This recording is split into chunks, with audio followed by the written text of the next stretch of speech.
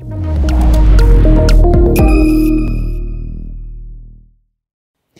semuanya, Assalamualaikum.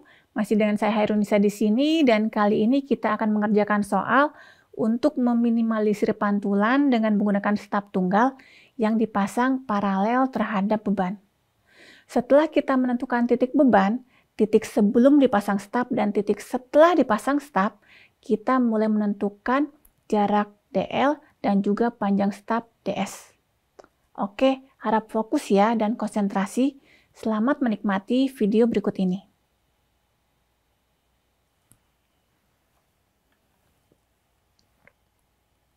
Nah, sekarang kita punya soal. Misalkan ada saluran transmisi dengan impedansi karakteristik Z0 terhubung ke beban yang besarnya adalah 62,5 minus J 62,5 ohm. Pasti akan terjadi pantulan karena ZL tidak sama dengan Z0. Dan kita memerlukan pemasangan staf tunggal, di mana skemanya seperti yang tampak pada slide. Dan tugas kita adalah mencari jarak DL dan panjang DS. Sekarang kita lihat ada titik A, titik setelah dipasang staf, titik B, titik sebelum dipasang staf, dan titik C adalah titik beban. Nah, kita tahu bahwa nilai ZTOP di titik C adalah beban, yaitu 62,5 minus J 62,5 ohm.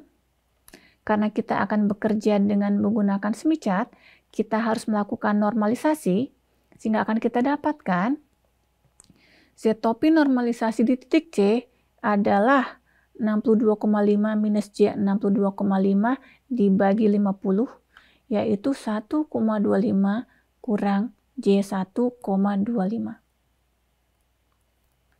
Sekarang, karena kita bekerja dengan rangkaian paralel, berarti kita harus bekerja dengan admitansi. Berarti yang harus kita cari sekarang adalah besarnya admitansi ternormalisasi di titik C yang dapat kita lakukan dengan memutar impedansi ternormalisasi di titik C sejauh lambda per 4.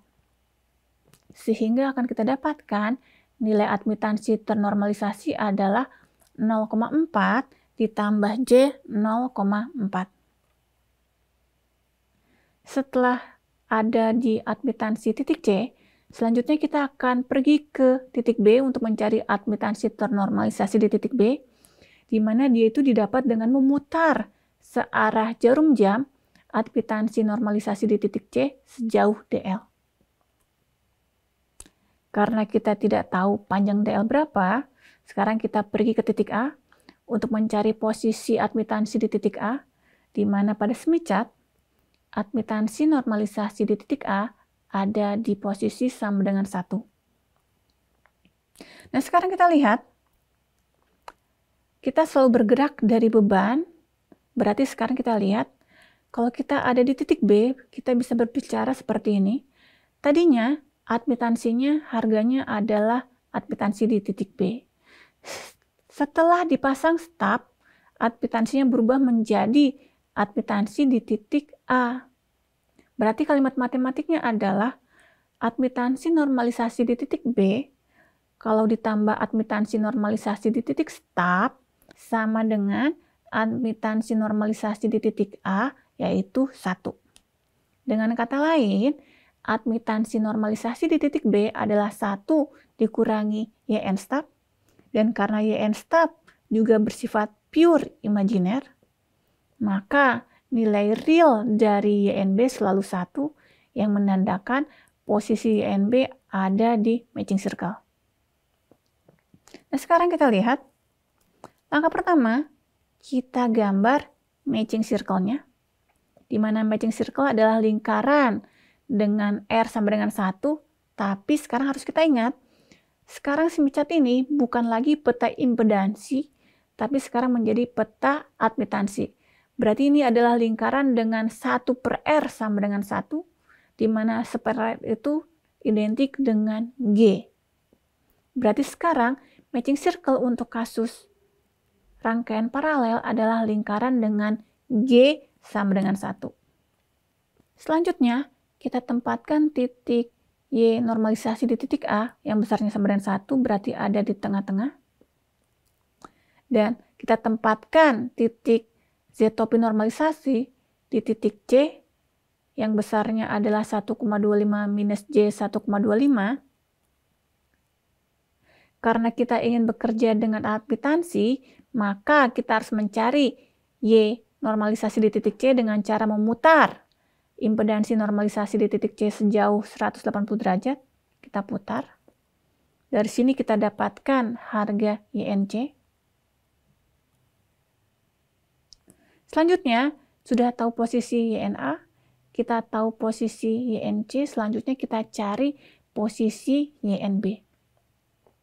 YNB tadi telah dikatakan terletak di matching circle, kalau kita lihat di rangkaian. YNB terletak pada matching circle, tapi YNB juga merupakan YNC yang diputar. Berarti kalau kita lihat di sini,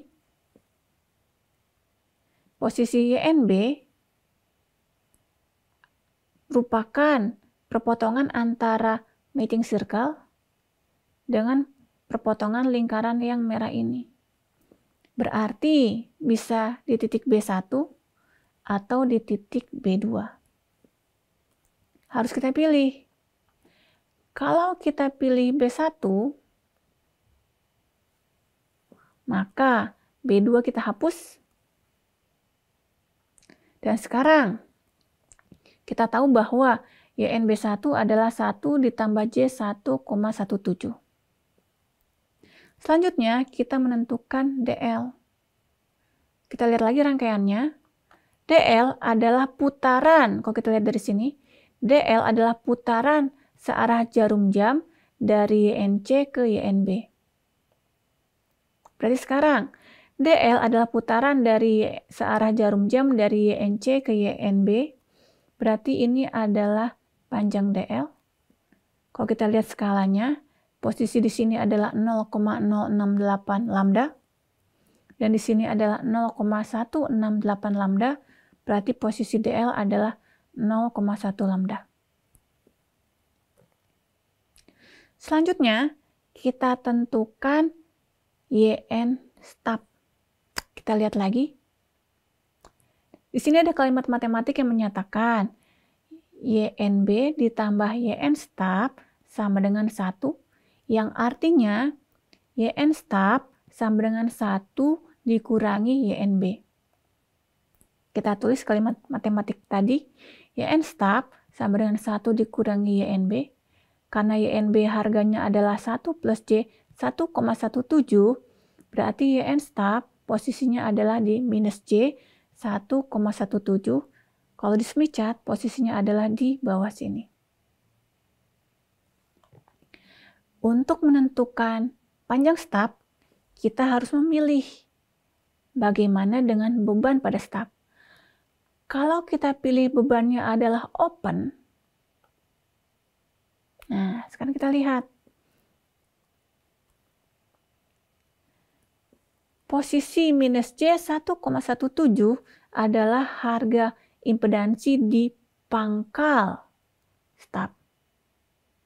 Jadi sekarang titik ini adalah titik pangkal stop. Sedangkan kalau beban stop adalah open, artinya open itu Z-nya adalah tahingga.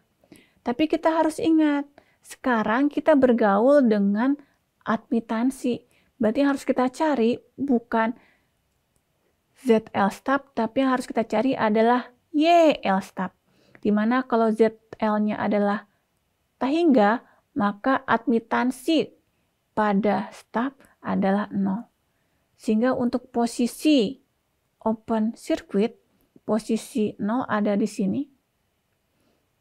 Dan pergerakan dari beban stop ke pangkal stop adalah pergerakan menjauhi beban alias pergerakan menuju generator yang dinyatakan dengan pergerakan searah jarum jam. Maka jika bebannya adalah open circuit, maka garis yang ungu ini adalah panjang DS yang bisa kita lihat dari skalanya, berarti DS adalah 0,364 lambda. Nah sekarang kalau kita pilih beban stop adalah short, maka sekarang kalau kita lihat di sini, minus J 1,17 adalah impedansi di pangkal stop, dan short adalah beban dari stop. Short itu artinya bebannya adalah 0, sehingga admitansi dari short adalah tak hingga, sehingga posisi short circuit pada Smith chart ada di sisi sebelah kanan.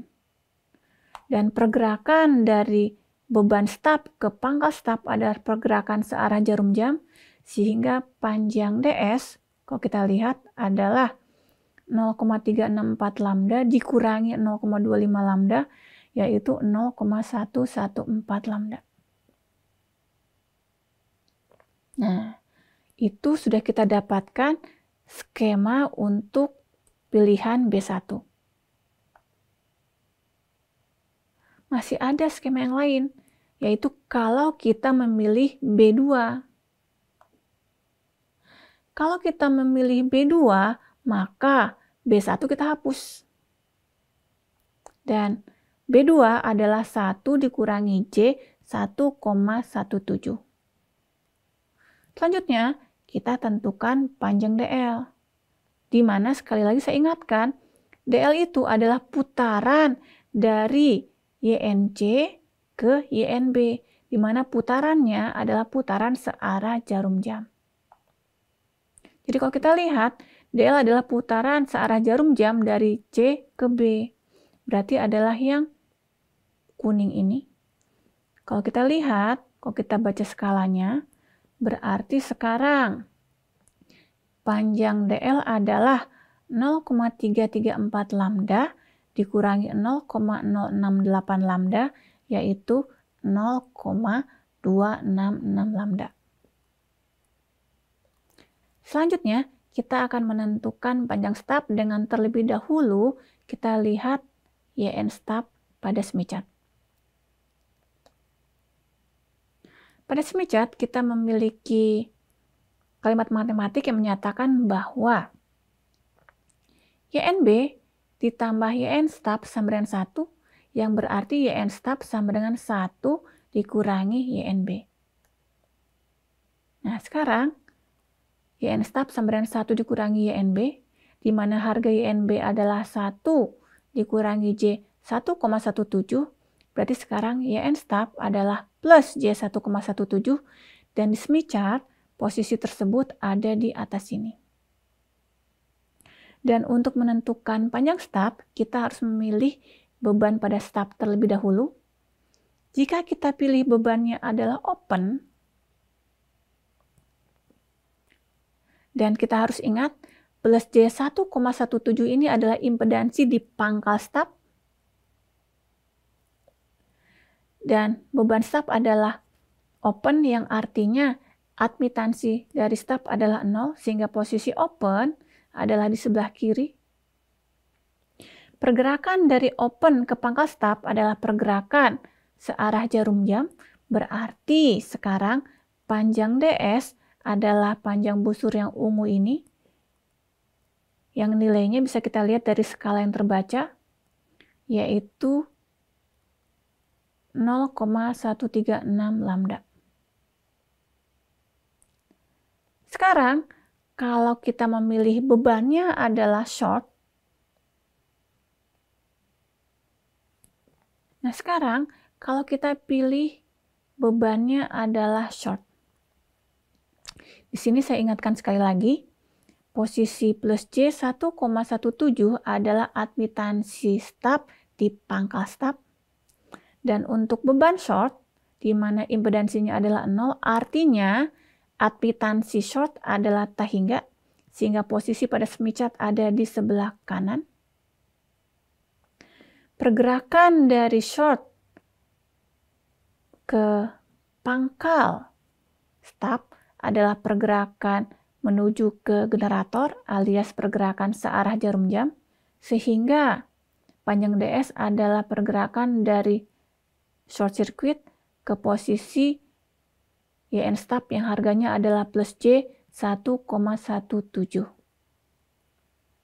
Nah, sekarang kalau kita lihat dari sini, skala short adalah 0,25 lambda, skala pada YN stub adalah 0,136 lambda, yang artinya panjang DS adalah 0,386 lambda.